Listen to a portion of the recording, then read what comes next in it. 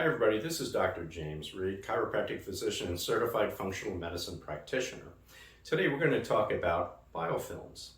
Now, biofilms are usually a collection of bacteria, yeast, fungi, or protozoa, and what happens is that when they become highly concentrated, or if there's like an imbalance in the microbiome, oftentimes when they become concentrated, they communicate with one another, the bacteria or yeast and fungi, and they start manufacturing what they call a biofilm. And you could consider it an extracellular polymer substance. How about that for a fancy word? But basically what it is, it's kind of like a protective shield. And a lot of these organisms will do that so that they can begin to survive and multiply. The unfortunate thing, it can lead to a lot of chronic issues, and most people don't realize that some of your chronic, irritable bowel syndrome, we find digestive, issues, even like heartburn, may be due to biofilm formation. Dental plaque, periodontal disease can be a problem. Guess what? Actually, ear infections, chronic ear infections can be due to biofilms.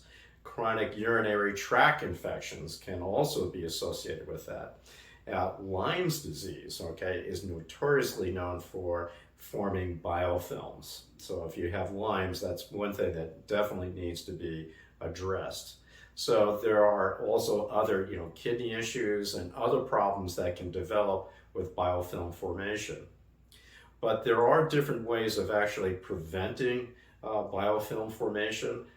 Making sure you have a good, healthy microbiome is one of the ways of doing that. Having different kinds of probiotics, so you have a proper balance of microorganisms, and they don't, come together and pool together, and they're spaced out a little bit more, will help to prevent that. So having that diversity of your gut microbiome is very important. We find that enzymes, different herbals, and acetylcysteine, can also be helpful in breaking down biofilms. So there are several different things that can be done to prevent, and also if you do have some of that, to break some of those things down. Now, mind you, sometimes it does take time to break those things down because they've developed over time. They're very resistant, and actually there's some cells in there called persistent cells that actually can keep that biofilm formation occurring and develop resistance to like antibiotics. But there's more of that information in our article.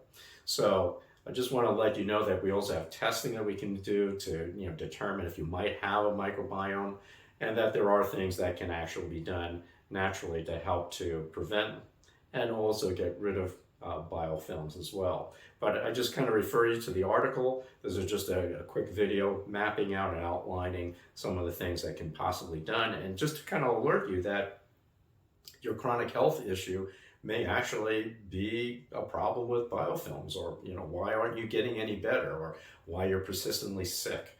So it's something to consider. So I hope you enjoy the article, and I hope you enjoyed this video. If we can be of any help, please go ahead and call my office at 480-732-0911, and one of my staff members will be happy to try to assist you.